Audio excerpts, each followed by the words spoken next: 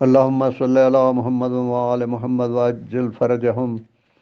اعوذ باللہ من الشیطان الرجیم، بسم اللہ الرحمن الرحیم۔ کتاب اثبات ولایت تکوینیہ، صفحہ 191 تا 194، بہار الانوار کمپانی، جلد 11، صفحہ 15۔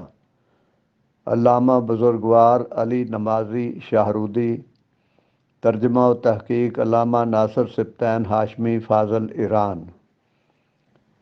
واقعہ ہے کہ ایک بزرگ بلخی مومن ہر سال بیت اللہ کی زیارت کو جاتا تھا اور پھر مدینہ منورہ بھی زیارت امام کے لیے جاتا تھا، اور ہر سال حضرت امام زین العابدین علیہ السلام کے لیے تحائف لے کر آتا اور مسائل بھی سیکھتا، پھر اپنے وطن واپس جاتا۔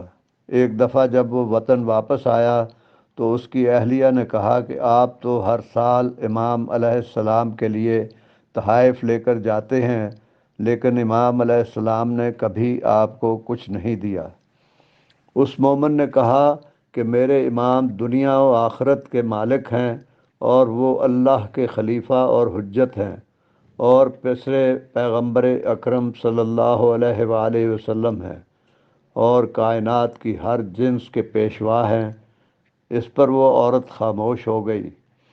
اگلے سال جب وہ مومن حج ادا کرنے کے بعد امام علیہ السلام کی خدمت میں پہنچا تو آپ علیہ السلام کی دست بوسی کی۔ اس وقت دسترخوان لگا ہوا تھا۔ امام علیہ السلام نے فرمایا، کھانا کھاؤ۔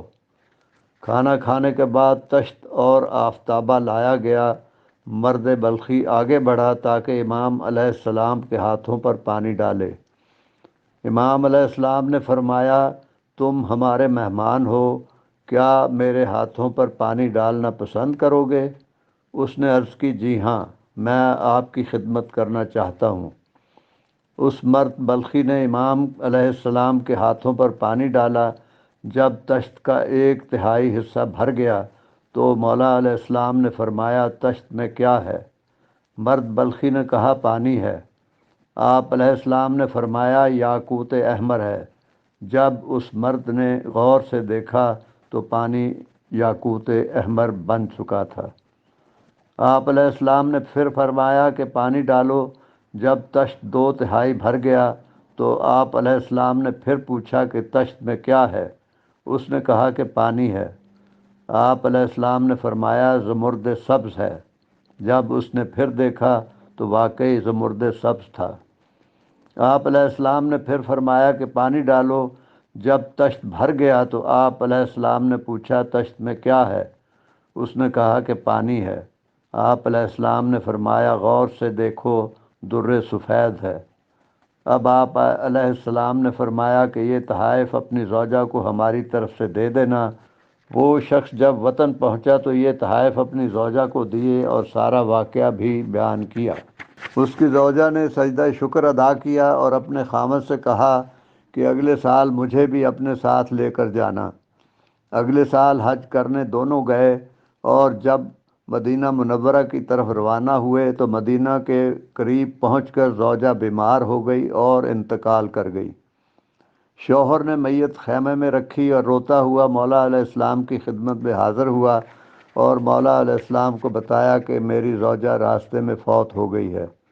آپ علیہ السلام نے 2 رکعت نماز ادا کی اور دعا کی، اور پھر مرد بلخی سے فرمایا کہ اپنی زوجہ کے پاس جاؤ، وہ زندہ ہو گئی ہے اور تمہارا انتظار کر رہی ہے۔ وہ دوڑتا ہوا اپنے خیمے میں آیا تو دیکھا کہ اس کی زوجہ زندہ سلامت بیٹھی ہے۔ اس نے پوچھا، کیا واقعہ پیش آیا؟ زوجہ نے بتایا کہ ملک الموت میری روح قبض کر کے جا رہا تھا کہ اچانک فلاں فلاں صفت والا جوان آیا، جسے دیکھتے ہی ملک الموت نے ان کے پاؤں کا بوسہ لیا اور عرض کیا، السلام علیکہ یا حجت اللہ فی ارضہ، السلام علیکہ یا امام زین العابدین علیہ السلام۔ آپ علیہ السلام نے اس کے سلام کا جواب دیا اور حکم دیا کہ اس خاتون کی روح کو اس کے بدن میں واپس رکھو، یہ ہماری زیارت کا ارادہ لے کر آئی ہے، اور ہم نے خداوند عالم سے اس کی زندگی 30 سال مزید بڑھا دی ہے۔ پس ملک الموت نے میری روح واپس میرے جسم میں یہ کہتے ہوئے رکھی کہ میں آپ علیہ السلام کا مطیع اور تابع دار ہوں۔ پھر جب یہ دونوں مولا سجاد علیہ السلام کی خدمت میں حاضر ہوئے تو خاتون نے کہا کہ خدا کی قسم یہ وہی جوان ہیں جنہوں نے ملک الموت کو حکم دیا تھا۔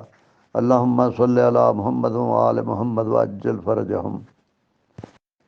اللہم صلی علی محمد و آل محمد وعجل فرجہم۔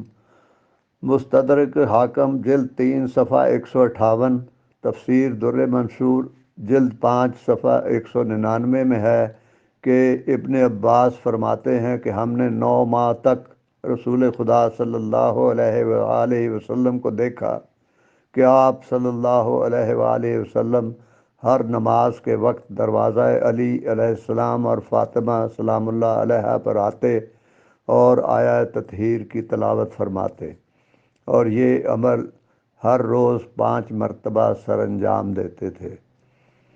آپ سب بھی مولا علی علیہ السلام کی ولایت پر قائم رہیں اور امام زمانہ عجل اللہ تعالی فرجہ الشریف کے دامن کو تھام کے رکھیں اور تعجیل امام کی دعا کرتے رہیں، اور یہ پیغام اپنی آئندہ نسلوں تک پہنچائیں۔ اللہم صلی علی محمد و آل محمد وعجل فرجہم۔